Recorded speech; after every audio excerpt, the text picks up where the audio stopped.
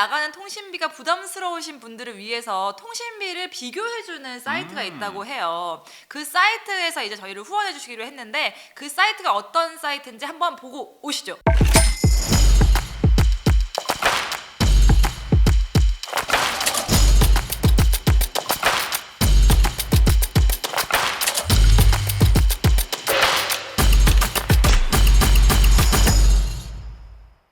네, TMF 2부 바로 본격적으로 들어가 보도록 할게요. 이번 주제는 토트넘이에요. 이번 주에 브라이튼전에서 굉장히 조금 말들이 많았습니다. 네.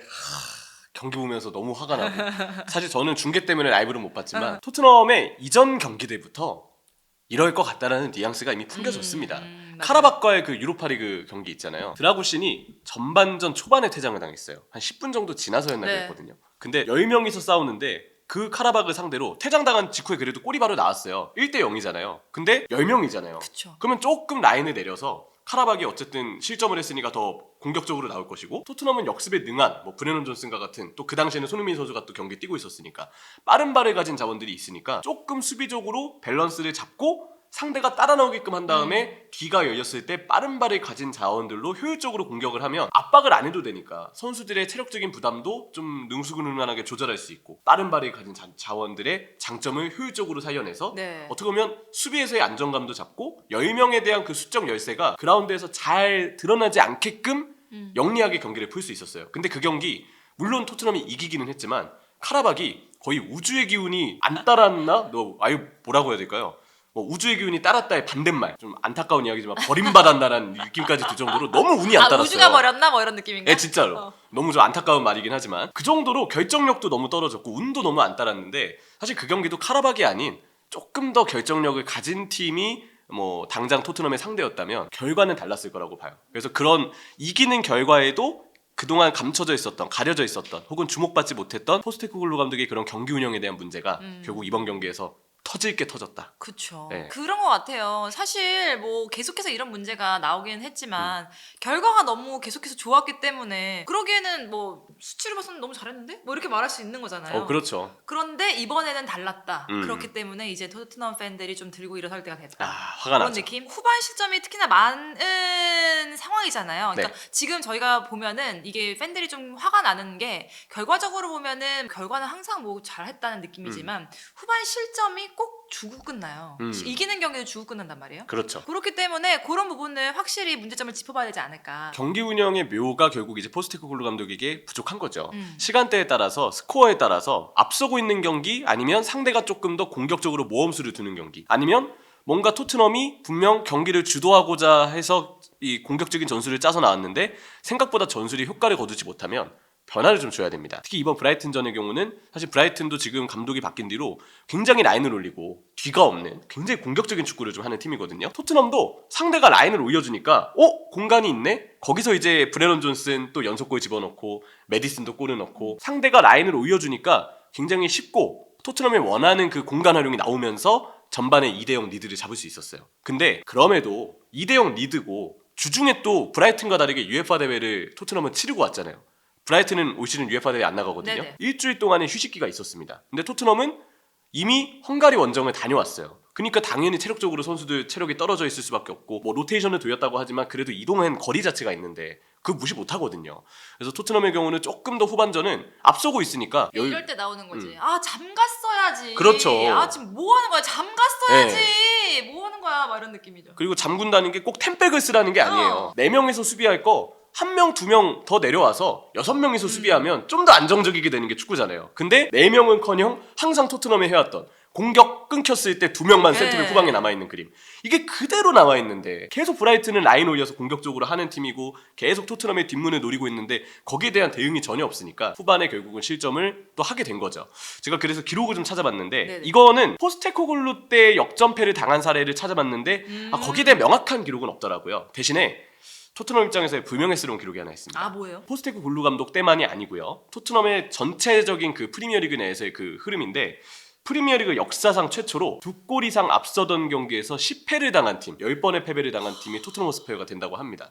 기억에 남는 경기가 뭐가 있었나 했는데 이거는 올드 팬분들, 저와 좀 비슷한 연령대 팬분들이 익히 기억하실 2009년에 올드 트래포드 원정에서 네네. 맨유를 상대로 그 당시 토트넘이 맨유가 항상 그때 리버풀하고 선두 경쟁하고 있었던 때였거든요. 그때 모드리치도 지금과 골 넣고 달랐을 때. 네, 토트넘이 한번 모드리치도 골 넣고 그러면서 전반에 2대0 리드를 잡았어요. 근데 맨유가 그 뒤에 웨인 루니랑 크리스티아노 호날두가 미쳐서 5대2로 역전을 해버리거든요. 그때 베르바토프도 그때 골을 넣고 호날두가 그 세 번째 골 넣고 상이 딱 탈의하면서 네네. 근육 몸을 딱 이렇게 뽐냈던 그 열광적인 경기. 따라하지 마세요. 예, 좀 뭐 기루하니까.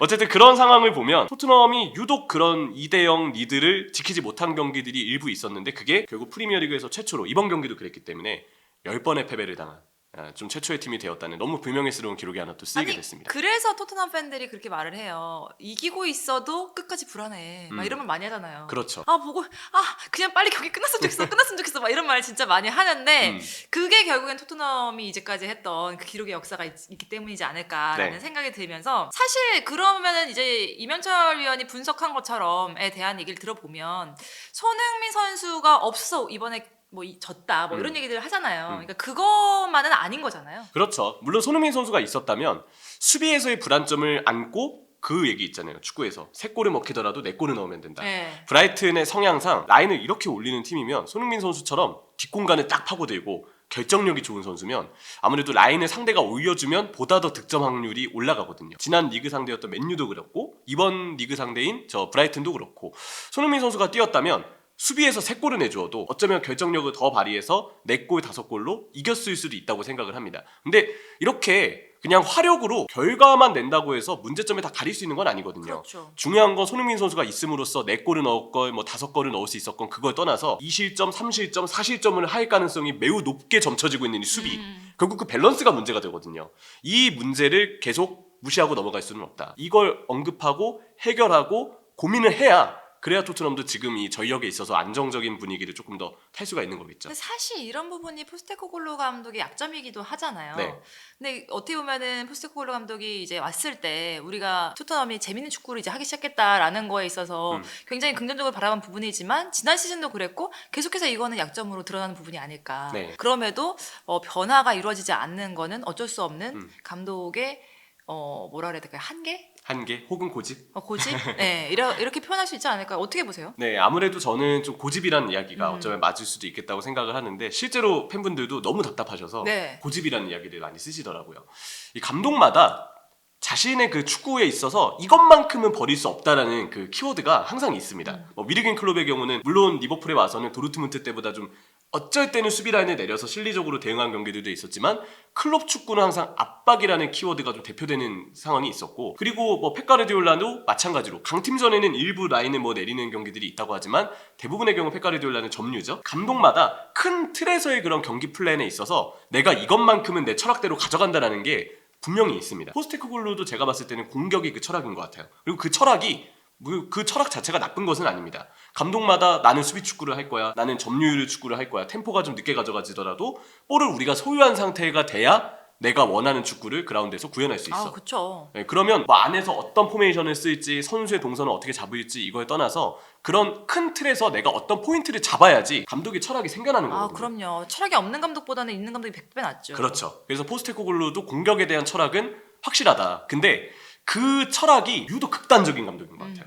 사실 상황에 따라서 내가 오늘 우리의 전력을 봤을 때 상대팀이 라인을 올리니까 오히려 이거 좀 역으로 우리가 좀 공략을 해봐야 되겠다. 분석을 통해서 원래 우리가 하던 축구의 스타일을 큰 틀은 유지하되 작은 틀에서 수비 라인을 약간 내리든지 아니면 압박하는 시간대를 그때그때 나눠서 가져가든지 전반 초중반에 압박을 하다가 중반부에 골이 들어간 뒤에는 압박 기준점을 내려서 수비와 미드필더 간격을 좁혀서 밸런스 있게 운영을 한다든지 아니면 이번 경기에 한해서는 일단은 먼저 구역구역별로 윙들의 수비 가담을 좀 늘려서 윙들이 최대한 풀백을 도와주고 중앙 위주로 역습을 하자. 이런 식으로 이제 작은 세세한 변화를 그래도 감독들이 큰 틀은 가져가되 경기에 따라서 상대에 따라서 작은 틀에서의 변화를 주는 경우들이 많거든요.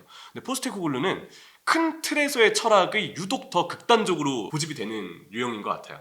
그게 이전에 세이티그 맡을 때도 그랬고 요코하마도 그렇고 다 그런데 이 감독이 그 큰 틀에서 공격적인 팀을 만드는 능력은 있기 때문에 지도했던 팀들마다 그 능력은 인정받았고 실제로 토트넘에서도 워낙 수동적으로 이전 감독들이 축구를 그렇죠. 했는데 완전히 적극적이고 능동적인 보는 재미가 이제는 그 재미가 약간 다른 의미가 됐지만 여러모로 보는 재미가 있는 그런 축구를 완성해 놓는 데는 성공을 했거든요. 문제는 그 작은 틀에서의 변화가 너무 없다는 거예요. 여전히 포스테코글루는 내 축구의 철학을 위해서는 이런 공격적인 스탠스를 늘 유지해야 돼. 이게 지금 계속해서 자신에게는 중요한 어떤 철학으로 남아있는 것 같고 계속해서 변화를 시도하지 않았기 때문에 앞으로도 이런 부분에 대해서 뭔가 변화가 발생할 가능성은 조금은 적지 않을까. 처음에는 그런 얘기를 했어요. 포스테코글루 감독이 왔을 때 재밌는 축구를 이제 하기 시작하니까 우리는 뭐 이런 축구하면은 만족이다 뭐 이렇게들 팬들이 많이 얘기를 하셨거든요. 네. 근데 이제는 좀 많이 시간이 지났으니까 더 많은 부분이 요구되는 것 같고 팬들한테도 팬들이 감독에게 말하는 게 요구되는 것 같고 그렇죠.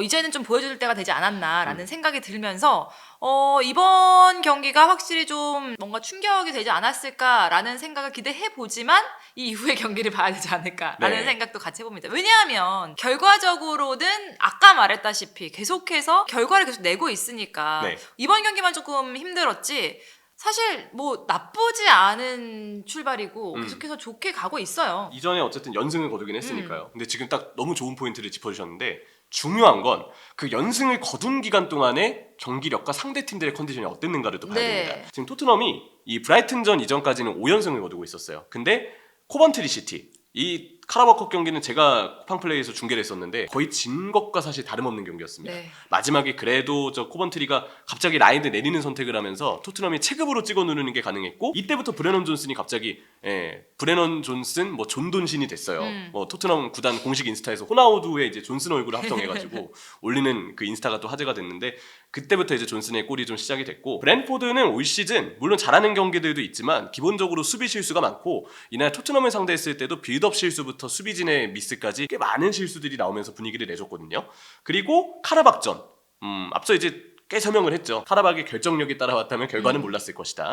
그리고 맨유전 올 시즌 맨유가 너무 좋지 않습니다. 브루노 페르난데스의 물론 나중에는 항소가 받아들여져서 퇴장 징계가 취소되긴 했지만 그 당시는 맨유가 조금 반격을 하나 싶었던 1대0 상황에서 갑자기 브루노가 퇴장을 당하면서 맨유의 사기가 더 꺾이고 말았죠. 그렇죠. 헝가리 원정 페렌츠바로시 이날도 어쨌든 페렌츠바로시의 객관적인 전력을 보면 토트넘이 아무래도 몇 수 위기 때문에 충분히 상대 원정에서 이기는 것이 좀 유리했던 필요했던 일정이었다 이렇게 정리할 수 있을 텐데요. 당장은 이번 브라이튼전에선 패배를 당하긴 했지만 10월 A매치가 끝나고서 웨스트햄, 알크마르, 크리스탈 팰리스를 만나거든요. 다행인 점은 그래도 이 세 팀의 일정이 토트넘 입장에서는 당장 준비된 일정은 제가 볼 때 나쁘진 않은 것 같아요. 어쨌든 알크마르전도 원정이 아닌 홈이기 때문에 홈 경기의 이점을 생각했을 때 그리고 웨스트햄은 지금 영입을 많이 하긴 했지만 로페테기의 축구가 영 좋지 않고 글라스너의 팰리스도 지난 시즌 후반기하고는 분위기가 완전히 다르거든요. 지금 계속해서 하위권을 전전하고 있는데 이 세 경기는 제가 볼 때 일정상 토트넘이 그래도 유리한 면이 있습니다.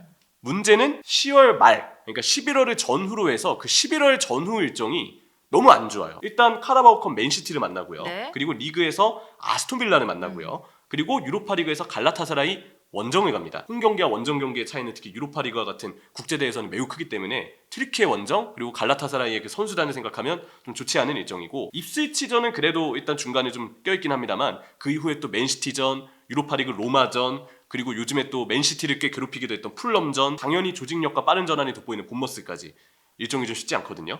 제가 볼 때는 당장 10월 A매치 이후에 그래도 일정 자체가 조금 여유로운 세 경기가 있기는 하지만 그 이후의 일정을 토트넘이 어떻게 보내는지에 따라서 포스테코글루 감독도 이 고비를 넘을지 아니면 이 고비에서 더 무너질지 그런 점들이 좀 가려지지 않을까라는 네. 생각입니다. 사실 이게 계속해서 불거진 문제이기 때문에 이렇게 흐름을 얘기해 주셨지만 어떤 팀을 만나냐가 중요한 게 아니라 토트넘이 좀 더 개선이 돼야 되는 문제인 것 같아요. 그리고 아까 말했던 것처럼 10월 말까지는 좀 일정이 좋기 때문에 그런 부분은 좀 안심을 할 수 있겠지만 그 이후엔 또 손흥민 선수가 돌아올 가능성이 높으니까 네. 힘이 돼줄 것 같기도 하고 그런 거를 추후에까지 지켜봐야 되지 않을까라는 생각이 드네요. 그렇죠. 손흥민 선수가 이번에 한국 대표팀, 우리나라 대표팀에 발탁이 안 됐잖아요. 네. 정확히는 이제 아무래도 몸 상태가 좋지 않다 보니까 이번 대표팀에 합류하지 않기로 했는데 현지에서 그런 팬분들의 반응이 있는 것 같아요. 아니 그렇게 대표팀에서 성실하게 뛰던 손흥민이 이번에 대표팀 부름을 받지 않았다고? 그럼 진짜 너무 많이 아픈 거 아니야? 응 맞아요. 네, 그런 지금- 말 진짜 많았어. 그래서 구단에서는 사실 아직 부상 복귀 시점을 명확하게 얘기해주지 않고 있는데 일부 팬들은 아니 그 손흥민이 대표팀 경기를 빠지다니 그러면 아니, 진짜 심각한 부상인가 보다. 뭐 코뼈 부러지고 뭐 했는데도 다 경기 뛰었는데 뛰었잖아요. 마스크 쓰고. 예. 그 정도로 영국에서는 특히 토트넘 팬분들에게는 정말 성실한 이미지로 손흥민 선수가 이제 인정을 받고 있다는 건데 아직까지는 그 부상에 대해서 언급을 했던 관계자들이 다 좀 경미한 부상이라는 이야기들을 그동안 많이 해왔거든요. 아마 10월 A매치 기간 동안 푹 쉬고 충분히 손흥민 선수는 다시 경기를 좀 뛸 수 있지 않을까라는 생각이고 11월 전후에 그 죽음의 일정 동안 손흥민 선수 아마 많이 바쁠 겁니다. 네, 그렇죠. 잘 해주는 것이 또 토트넘 입장에서도 굉장히 중요하겠죠. 토트넘 입장에서 중요하고 그렇기 때문에 손흥민 선수가 또 중요한 선수라는 걸 다시 한번 네. 또 보여주는 기회를 만들어야 되는 것도 맞고요. 네. 그렇습니다. 토트넘에 대해서 얘기를 해봤습니다. 말씀드린 것처럼 뭐 이게 단기간에 이루어지는 건 아니고 이제 어떻게 보면 고질적인 문제에 대해서 좀 얘기를 해봤는데 팬 여러분들도 많이 아실 거라고 믿어요. 얼마나 조금 변화가 되는지에 대해서 우리가 좀 응원을 해보면서 지켜보면서 마무리 짓도록 하겠습니다. 안녕히 계세요.